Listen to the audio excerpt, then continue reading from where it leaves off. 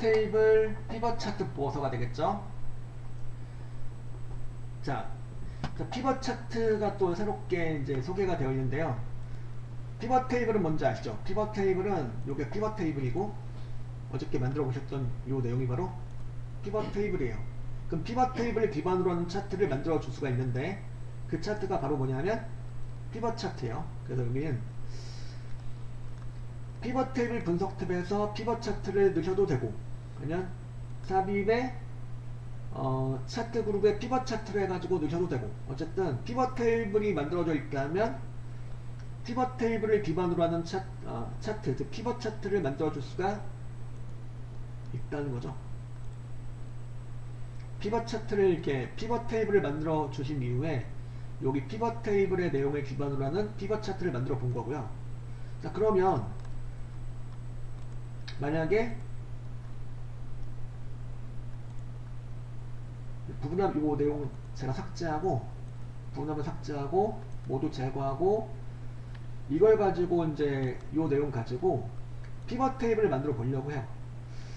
그럼 이제 잡고 삽입에 피벗 테이블을 만드는 과정에서 이제 피벗 테이블 말고 피벗 차트를 만들어 주겠다. 이것도 되죠.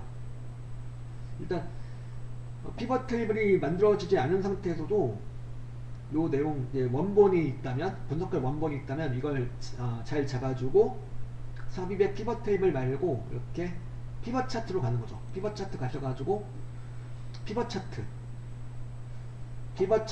차트를 선택하시면 이렇게 피벗 차트 만들기 창이 나오네요. 여기서 이제 피벗 차트 위치 선택 나오는데 이거는 이제 새 워크시트로 놓고 만들어 볼게요.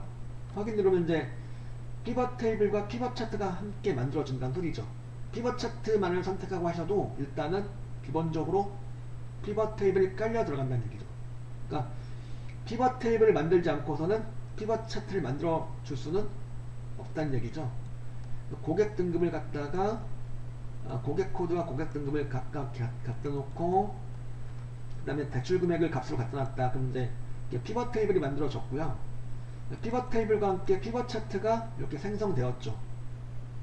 나는 피벗 차트만 만들어 주고 싶다. 이건 안 되고 피벗 차트를 만들어 주기 위해서는 필연적으로 뭐가 기본으로 깔려 들어가요? 피벗 테이블이 같이 만들어진다는 소리죠. 그죠? 여기 보면 피벗 차트 작성 시 자동으로 피벗 테이블도 함께 만들어진, 즉 피벗 테이블을 만들지 않고서는 피벗 차트를 만들 수가 없다는 소리죠. 지금 보셨듯이 그죠? 그 피벗 테이블은 잘 아시다시피 방대한 양의 자료를 빠르게 요약하여 보여주는 대화형 테이블을 말하는 거고요. 피벗 테이블 보고서는 각 필드에 다양한 조건을 지정할 수 있으며 일정한 그룹별로 데이터 집계가 가능하고 그룹화가 가능하다는 얘기죠. 월별로 날짜 데이터를 이렇게 가지고 월별로 그룹화 시켜하겠다. 뭐 이런 식으로 예를 들면 아니면 숫자 데이터의 구간을 끊어가지고 뭐 1부터 10까지는 또 11부터 20까지는 이런 식으로 이렇게 그룹화를 해가지고 할 수 있다는 소리고요. 그리고 그 다음에 피벗 테이블과 피벗 차트를 함께 만든 후에 작성된 피벗 테이블을 삭제하면 어떻게 될까요? 자, 피벗 차트 만들어졌어요. 피벗 차트 만들어졌는데 그럼 피벗 테이블을 삭제한 거예요. 피벗 테이블을 이제 잡고 전부 다 잘 잡고 딜리트 키 눌러주면 피벗 테이블은 삭제가 돼요. 삭제가 되는데 피벗 차트는 어찌 돼요? 피벗 차트도 남아있긴 하죠. 남아있는데 더 이상 이거는 피벗 차트가 아니죠. 이거는 일반 차트로 변경이 됩니다. 자, 피벗 테이블과 함께 있을 때는 피벗 차트로서 이렇게 그 작동이 되는 건데 피벗 테이블과 피벗 차트를 이렇게 함께 만든 이후에 피벗 테이블을 삭제하시게 되면은 피벗 차트는 일단 삭제가 되진 않죠. 삭제가 되진 않는데 이거는 이제 더 이상 피벗 차트가 아닌 뭘로 되는 거냐면 뭘로 되는 거야? 일반 차트로 된다는 소리죠. 여기 나와있죠. 피벗 테이블을 삭제하면 피벗 차트는 일반 차트로 변경된다는 거죠. 자, 그리고 또 하나 데이터 새로 고침. 그러니까 만약에 원본의 내용이 변경되었어요. 원본의 내용이 변경되었다 그랬을 때 이거는 기본 작업 30대 내용 가지고 한 건데, 예를 들어서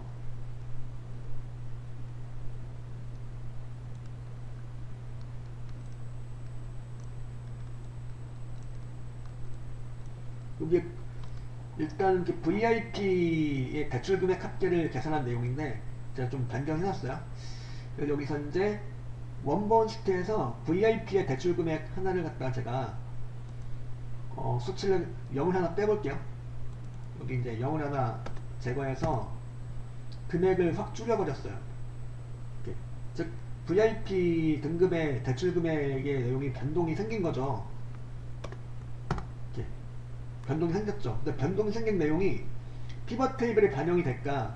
자동으로 반영되진 않아요. 자동으로 반영되진 않는데 이건 할 수 있죠. 그 대신 자, 원본의 내용이 변동사항이 있다. 이제 피벗 테이블 열었다. 피벗 테이블을 갖다가 아무데나 찍고 그 다음에 피벗 테이블 분석 탭에서 세로 고침을 해주시는 거죠. 피벗 테이블 분석 탭에 세로 고침에 모두 세로 고침을 하시게 되면은 VIP의 대출금액 합계가 원본에서 변경된 내용이 그대로 반영이 되고 있죠. 그죠? 그래서 다시 한번 볼게요. 여기서 이제 다시 이제 저는 VIP 대출금액 얘를 갖다가 하나를 또 이제 0을 하나 붙였어요. 이번에 반대로 0을 하나 붙였어요. 0을 하나 붙여놓고 피벗 테이블로 가봤다. 가보니까 여전히 원본의 내용은 변경되었지만 원본 내용 변경되었지만 여전히 피벗 테이블은 반영이 자동으로 되어 있지 않죠. 근데 요거는 할 수 있다 이거죠.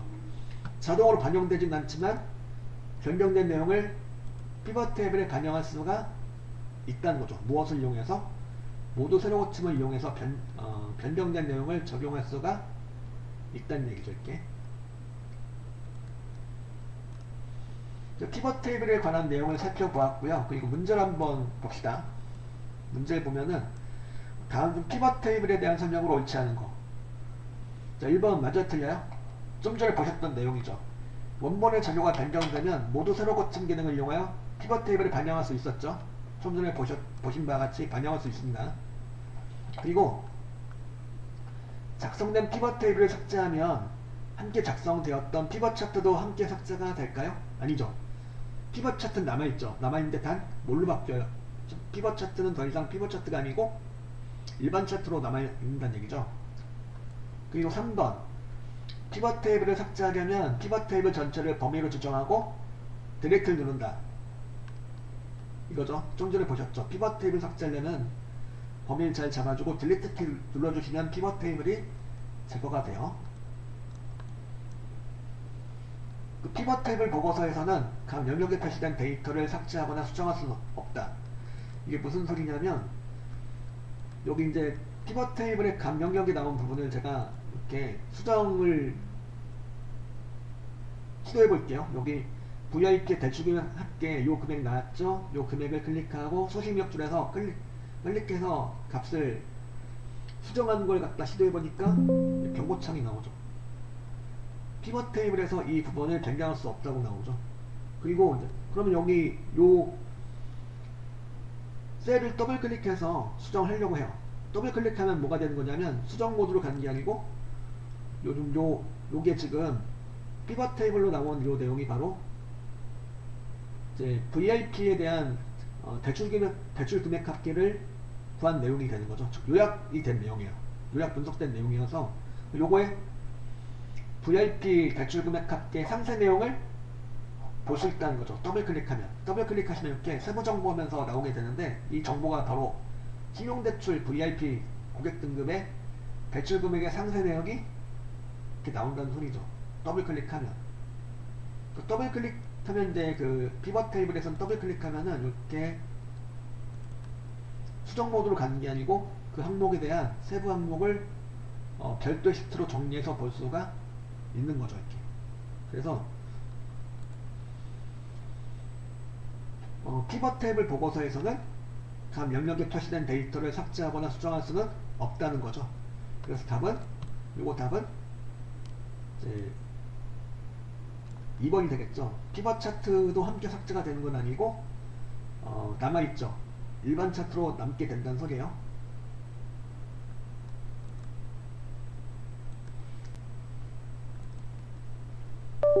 자, 366쪽에 보면은 이제 목표값 찾기 나와 있는데, 목표값 찾기는 수식의 결과값을 알고 있죠. 얼마가 되었으면 하는 건지 알고 있는데 그 결과값을 얻기 위한 입력값을 모른다 그랬을 때 이 기능을 사용할 수 있다는 소리죠.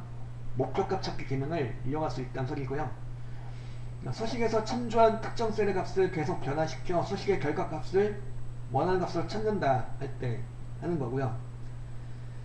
이 데이터 탭에 예측 그룹의 가상 분석을 클릭한 후 목표값 찾기 메뉴를 선택하여 수식셀 찾는 값을 바꿀 셀을 지정한다.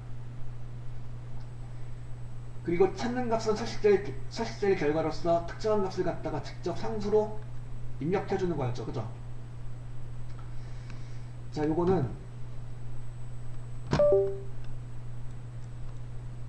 문제를 한번 풀어보시면 되겠고요. 아래 시트에서 할인율을 변경하여 판매 가격의 목표값을 15만으로 변경하려고 할 때 목표값 찾기 대화 상자에 수식셀에 입력할 값으로 옳은 것은, 자, 수식셀에는 일단 이제 뭐가 들어가야 될까요? 찾는 값이 이제 판매 가격의 목표값이 현재 이제 18만인데 요게 15만이 되었으면 하는 거죠. 그죠? 그럼 여기다 그럼 수식셀에다가 뭘 잡아주면 될까요? 여기다가는 디사셀 잡아주면 되겠네요. 디사셀에 있는 내용이 15만이 되었으면 한다, 이런 얘기가 되는 거니까. 그리고 15만이 되기 위해서 뭘 얼마로 바꿔야 될지 내용을 넣어주시는 거죠. 값을 바꿀 셀에다가 뭘 얼마로 변경해야 될지를 그 내용을 넣어주시면 되는 거고, 여기서 일단 수식셀에는 디사셀이 들어간다는 거죠. 답은 그래서 몇 번? 1번이 되는 거죠. 이제 목표값 찾기에 관한 내용이었고, 그 다음에 가상분석의 시나리오 관리자를 보도록 할게요. 시나리오 관리자. 시나리오 관리자도 이제 몇 번 해보셨는데 봅시다 한번.